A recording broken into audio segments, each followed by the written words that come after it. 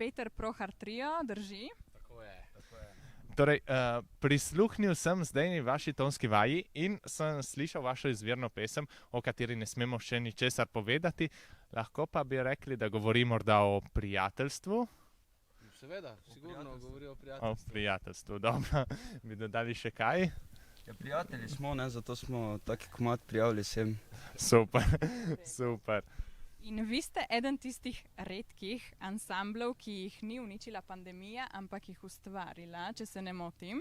Drži. Kako ste nastali? To ste zelo lepo povedali. Leta 2021 sem jaz začel svoj CD snemati in sem povabil fante, da so snemali z mano in potem je bila neko logično nadaljevanje je bilo, da nastane ansambl. Super. Sklepam potem takem, da ste prvič na takem odru, na tako velikem. Ali ste že bili, imate že izkušnje? Jaz mislim, da je Peter že z enim drugim ansamblom enkrat nastopil, midva sva pa prvič.